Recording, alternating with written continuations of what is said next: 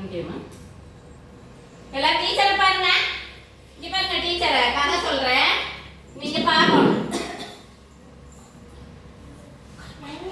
கதை சொல்லிட்டா எல்லாருக்கும் முயலும் ஆமை பத்தி கதை சொல்லுவேன். எல்லாரும் கம்முன்னு இருக்கணும். டீச்சர் கதை சொல்லுவேன், அப்புறமா டீச்சர் கேள்வி கேட்பேன். சரியா?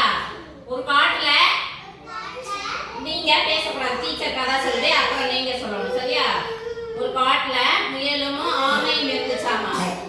முயலுக்கு ரொம்ப பெருமைத்தனம் இருந்துச்சாமா. நான் தான் அதிகமா ஓடுவேன், சுறுசுறுப்பா இருப்பேன்னு. அப்ப முயல் ஆமையை பார்த்து என்ன சொல்லிச்சாமா, நம்ம ஓட்ட போட்டி வைக்கலாமான்னு கேட்டுச்சாமா.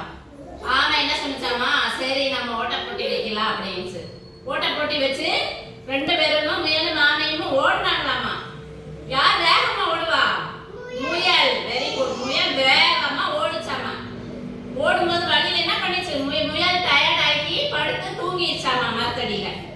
ஆமை என்ன பண்ணிச்சாமா, வேகமா போய் ஆமை ஜெயிச்சிருச்சாமா. அப்புறம் முயல் எந்திரிச்சு பார்க்கும்போது ஆமை முன்னாடி போய் ஜெயிச்சிருச்சாமா, முயல் தோத்துருச்சு. அப்ப இதுல இருந்து என்ன பண்ணணும், நம்ம பெருமைப்படக்கூடாது. சரியா? முயற்சி திருவினையாக்கும். ஓகேவா? இதுல இருந்து நம்ம நான் தான் செய்வேன், நான் தான், எனக்கு தான் எல்லாம் தெரியும்னு பெருமைப்படக்கூடாது. சரியா?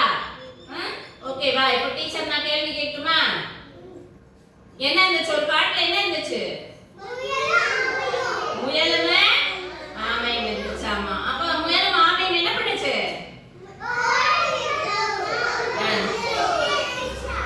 ஓகே. ஓட்டப்பந்தயத்துல என்ன பண்ண